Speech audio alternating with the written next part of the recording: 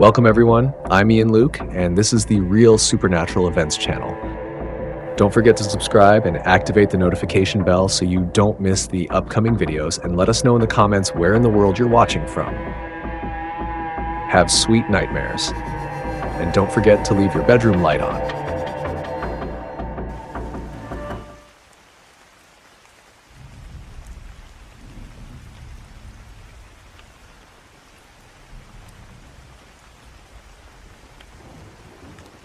My name is Merrill, and I just celebrated my 92nd birthday last month. I was born on February 11th, 1931, and have lived in Chicago, Illinois all my life. My dear friend Peter, who works at the clinic where I reside, is helping me write this account because my hands tremble greatly due to Parkinson's, a disease I have battled for several years. Luke, as I mentioned, I always listen to the stories shared on the channel, and I would like to share my life story with everyone. I made it a point to do so before our Lord Jesus Christ, our Heavenly Father, calls me to claim my place in His eternal home. The only certainty we have in this life is that one day we will all leave this world. Where we go is a matter of choice, a choice we make based on the life we decide to live. I have lived my life in accordance with God's commands. In all my years, I have never questioned or complained about His will. I embraced with gratitude both the joys and the sorrows I experienced, and I continue to give thanks for every day of my life. I did not marry young. I was 25 when I met the man who would become my husband. A year later, on May 2nd, 1957, we were married.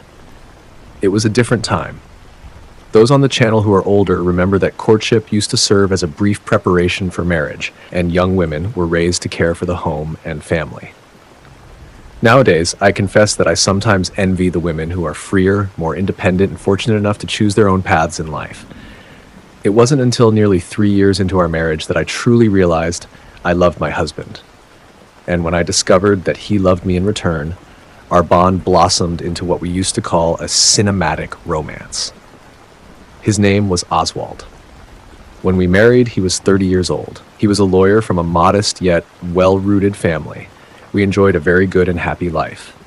Our first child, Leonard, was born on December 18, 1960, and later we welcomed a daughter, Helen, who arrived on August 22, 1962.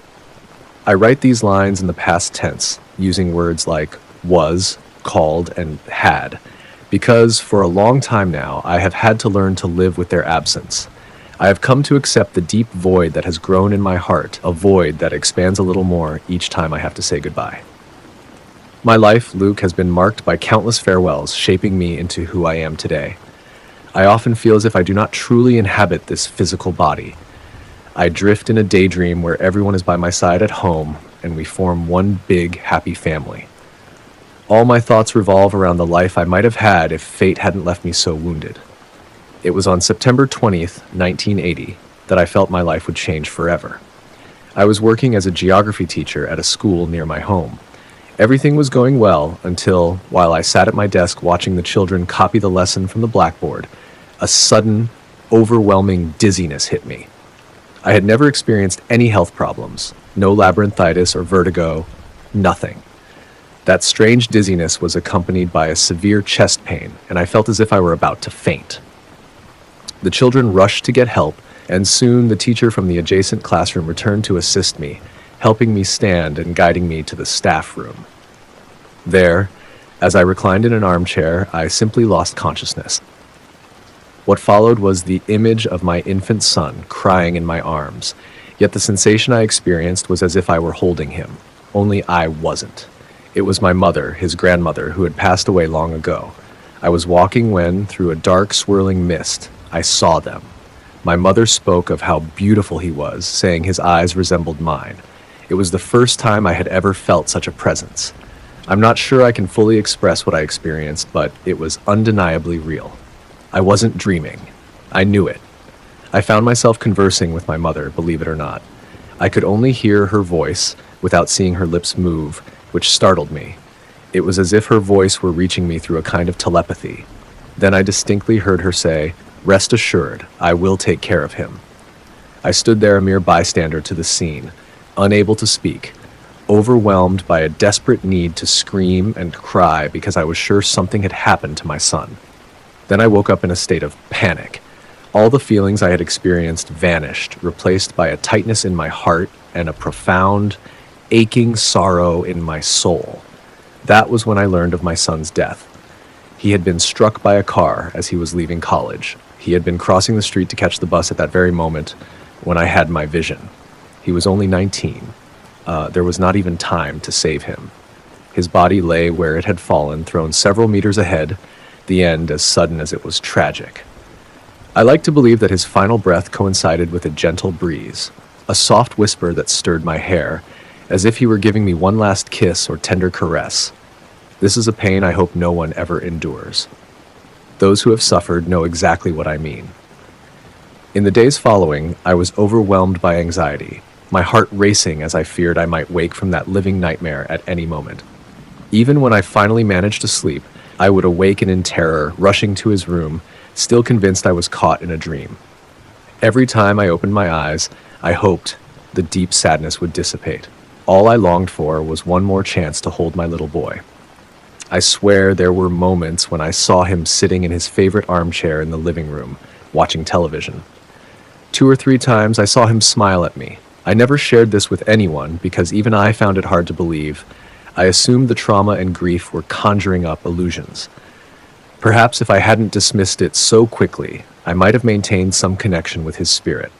That is a regret I carry with me to this day. So, Luke, in moments like these, we gather the shattered pieces of our hearts and try to move forward. And that is exactly what I did. I had no choice. I had a daughter to care for, and so I continued on. A mother's heart, even when bleeding, never stops beating. It was hard to adjust to the silence in our home and the absence of his plate at the dinner table. Every evening, I would set his place at the table untouched by either my husband or my daughter. His chair and his plate remained as a testament to his presence, whether he was there or not. Often, we ate in silence, the taste of our tears mingling with each bite. His laughter was sorely missed in our lives. I have learned that pain never fully disappears. We simply learn to live with it, as it becomes a part of who we are, and life goes on. Several years later, my daughter got married at the age of 22. Her husband was a caring, devoted young man, studious and hardworking, and my husband and I were truly delighted by their wedding. Yet as time passed, she found herself unable to conceive. Longing for a grandchild, we suggested she see a doctor to determine if something might be amiss. During her examinations, instead of discovering why she couldn't get pregnant, we were met with the devastating diagnosis of uterine cancer. There were no symptoms, no warning signs that this disease had taken root in her body. It all unfolded almost by chance. The very next day, she was rushed to the hospital to begin treatment, and tragically, she never emerged from there alive. I learned at home, in the exact moment when I was losing my daughter, while I was kneeling in prayer, lost in a trance, pleading with God for her life. It felt as though the Lord himself was present in my room, comforting me. Those of us with faith recognize when God takes our hand, speaks directly to our hearts, and reminds us that everything has a purpose, that his plans are far greater than our own. Even when we do not understand, we must trust him, for nothing happens without reason. As I stood in that room with my hands raised in praise, I suddenly felt in my heart that my little girl was departing. The pain I felt was softened by the knowledge that it was God who had delivered that news.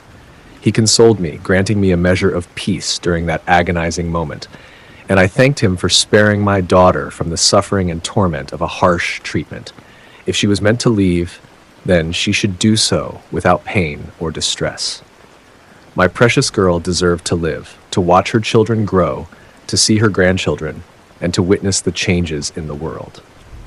I remain grateful to God for the mercy he showed her when she left us on April 7, 1987. Friends, just as I experienced with my son, I felt her spirit's presence by my side. During the wake, while I sat in a chair near her, I sensed a hand gently grasping mine, a reassuring squeeze, as if she were there comforting me and urging me not to despair. Though her spirit did not appear in physical form, I knew she was with me, as she always had been. For many years, people called me a warrior. I never quite understood why. How could I be deemed a warrior after losing the most precious and beautiful parts of my life? Instead of surrendering, I continued to work and embrace the life that God had given me. I made every effort not to remain isolated at home. I even asked the school administration for more classes because I needed to stay busy. A person who carries on, even without the joy and contentment of before, is not a warrior but someone who knows that giving up is never an option. I was not a pitiable victim. I never wanted anyone's sympathy. I was simply a woman who learned to draw strength from her sorrow and keep moving forward. But even with all this determination, it was difficult when I lay down at night. The image of my children running through the corridors of our home, a home that now seemed larger than it really was, would flood my mind. In those moments, my husband and I sat together, embracing one another as our thoughts and memories offered us solace. Then one morning, I rose and went to the kitchen to make coffee. It was a Sunday, and we had planned to spend the day at my sister-in-law's house. Everything was arranged. We would have a barbecue to celebrate their new home, which they had finally managed to buy. As I opened the large kitchen window, as I did every morning, I let the fresh breeze fill the room, renewing the air as if marking the true beginning of the day for me. I then opened the living room door and watched the sun rise behind a majestic almond tree near the gate. When I looked down, I saw Oswald, my husband, standing there with his arms resting on the gate and his head leaning on them. I hadn't realized he had already gotten up when I left the bed. Perhaps he had been there for a while. I couldn't be sure. Like me, he often had these quiet moments of reflection, pondering the life we had planned together and the unexpected turns it had taken. I let him be, lost in his thoughts. I understood well what that meant. It was our way of feeling closer to the children, of keeping their memory alive with every moment we had shared. I set the breakfast table and sat down, watching his silhouette through the doorway. Then I saw my children approaching until they stood beside him. I witnessed their embrace, the three of them smiling, joyful. And then they turned toward me, as if aware that I was watching from afar. Their hands were clasped together when gradually their image faded before my eyes. And in that moment, I realized I was utterly alone in this world. In that instant, a multitude of emotions overwhelmed me. Envy that he was enjoying the company of the children, sadness knowing that the love of my life would never again hold my hand, fear, for I am only human and not a warrior, joy, because I know his heart, surrounded by the children, is much happier, and a deep longing, for I knew that from now on, my life would be spent waiting for the day I could be with them once more. I went to our bedroom, where Oswald appeared to be sleeping. The serene expression on his face told me he was at peace. I took his hand and silently thanked him for the wonderful children he had given me and for the happy life we shared. He was my prince, my true gentleman, always opening doors for me, always pulling out a chair for me to sit. He would never simply walk ahead of me. He always stayed by my side or slightly behind. If he ever sensed that his pace was quicker than mine, he would stop and wait. He never sat down while I was still standing. Instead of calling me by my name, he always addressed me as my life. We were married for 46 years before he passed on November 12, 2003. Since then, as I mentioned before, whenever I long to feel alive, I close my eyes. In my dreams, they keep me company. And even when I am awake, a simple closing of my eyes allows me to see them smiling, to see the children dashing through the house, and him seated in his favorite armchair reading the newspaper and smoking his pipe. This has been my life for the past 20 years. Reality no longer interests me. The things of this world have long lost their allure. I remain here because I accept God's design without complaint. I embrace, with gratitude, everything He has given me, and even the things He has taken away, because every moment of happiness, however brief, has been enough to fill my entire existence. So I continue here, waiting for the moment when I will be reunited with the people I have loved most and still love. For even on another plane, I feel that our family remains intact and that I am still a part of it. You who are listening to this account have probably heard these words more than 1,000 times before. I hope they will cease to be distant echoes lost in your mind and that you will truly put them into practice. Do not let another day pass without letting the person you love know how deeply you care. Never miss an opportunity to be close or to embrace those you cherish. We never know how long our time will be. Perhaps you will live for 90 years, or maybe only 10. The other day here at the clinic where I reside, someone asked me what I would like for my birthday present, and I replied that what I truly desire is to exchange all my tomorrows for just one single yesterday. Thank you very much for your attention, and may God bless us all.